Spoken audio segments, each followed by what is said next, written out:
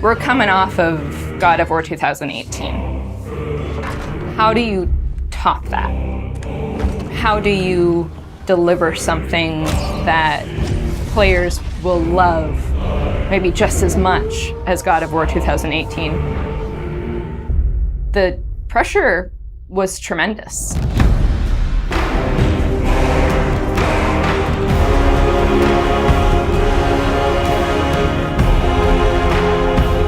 My name is Ariel Angelotti, and I am the senior producer for Narrative. My name is Richard Gobert.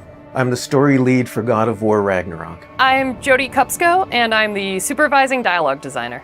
It's my job to shape the story along with our writing team, our narrative director, and game director. As a producer, it's my job to help build a team to create that content, to own the schedule in realizing that content. I oversee the dialogue production throughout the entire titles. Every line of dialogue that you hear, every human vocalization and effort and grunt, our team touches.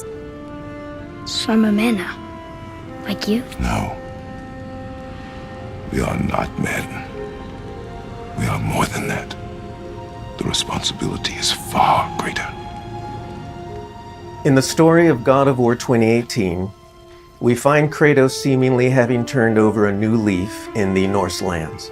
He lives a quiet life, hidden in the woods with his wife Faye and their son Atreus. And the story starts with them mourning her death, and we learn that she made a final request before she passed away. She wanted them to spread her ashes from the highest peak in all the 9 realms. He's scared of being a bad father, a bad influence, and as a result, it's made him an absent father. His greatest fear is that he's passed that evil that's inside of him onto his son. You are too quick to temper. You are rash, insubordinate, and out of control. This will not stand. You will honor your mother and abandon this path you have chosen. It is not too late. They befriend Freya, who is an exiled Vanir goddess who used to be married to Odin. They meet Mimir, the self-proclaimed smartest man alive, who serves as their guide and their confidant. And they meet the Holdra brothers, Brock and Sindri, who are world-class weaponsmiths who end up their main source of upgrades and equipment. Now, among the enemies they make are the Aesir gods, whose leader is none other than Odin, someone we never meet in God of War 2018, but who casts a very long and dark shadow over the 9 realms. There are consequences to killing a god! Why? How do you know? How do you know? After many adventures, Kratos and Atreus end up fulfilling Mom's wishes, and over the course of that journey, they find out more about each other and about themselves, and finally find a common ground between them.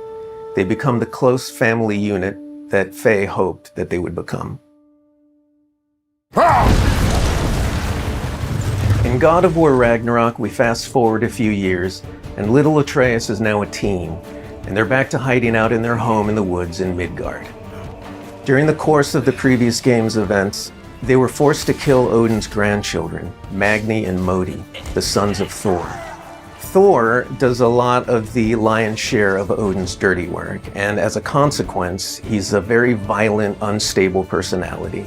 At the end of the last game, they were also forced to kill Balder, the son of Odin and Freya, and that has its own set of consequences. He was a very powerful chess piece for Odin, one that Odin is incredibly bitter about losing. Freya has vowed vengeance against them for the killing of her son. Kratos and Atreus didn't want to kill him, they were friends with Freya, but Balder tried to kill her in front of them, and Kratos had no other option in the moment but to kill him to save Freya's life, even though it meant losing Freya's friendship.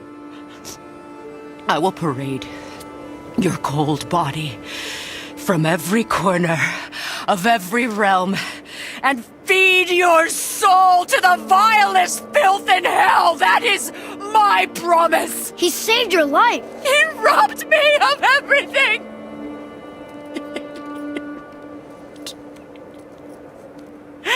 Everything. His death is also foretold to bring about Fimbulwinter, which is a brutal 3-year winter that is then followed by Ragnarok. It's an apocalyptic war between all the Norse gods, the giants, the dwarves, and the elves, and an army of the dead. They're all destined to fight in a battle that basically ends the world. Kratos is understandably worried about his son and what it means for him. You get to go on this journey with how Atreus grows into a young adult and how Kratos grows into his next era in his life, and really see kind of the parent that he's striving to be, but the person he's striving to be. I find that tale so incredibly relatable. We had started shooting plenty of content before the pandemic hit. In fact, the week before we all went work from home, we were doing a shoot. I remember being on and off that set, running back to the office and having to talk to studio leadership about what was going down and how this was going to impact us moving forward. And those were trying times. For us, it was a very unique challenge because we had to bring in actors and we had to record them.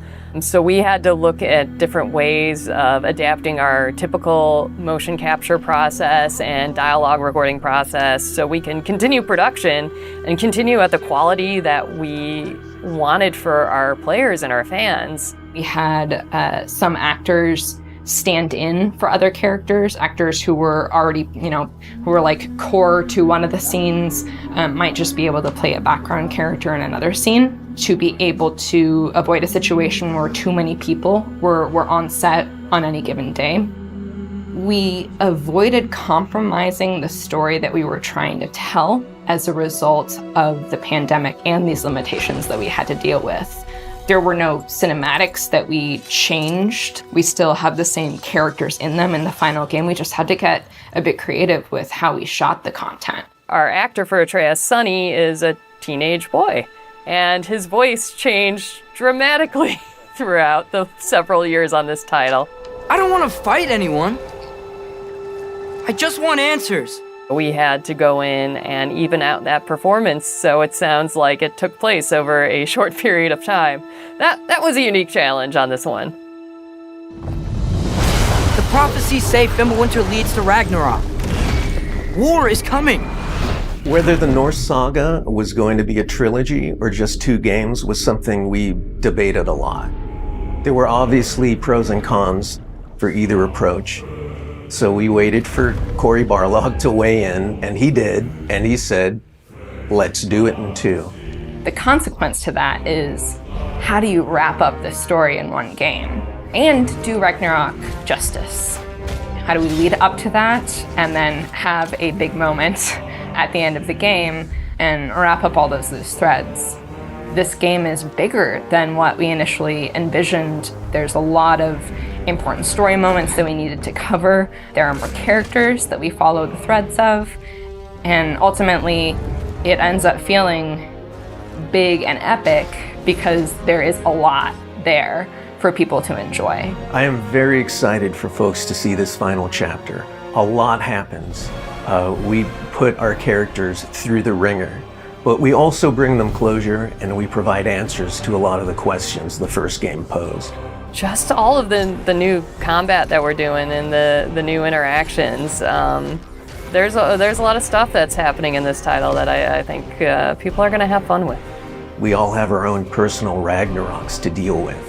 And this story is about how you process that, how you own it, and how you make it a part of yourself and grow from it.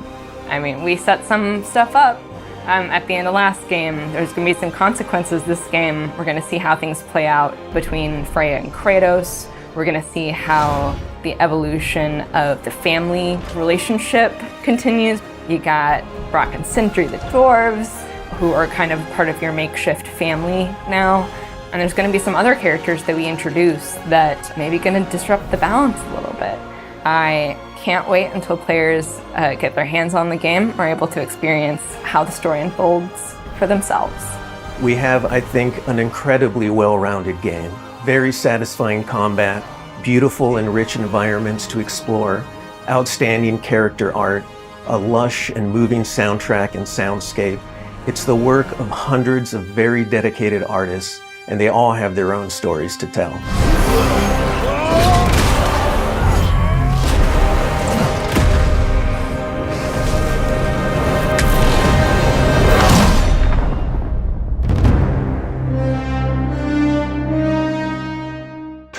so much.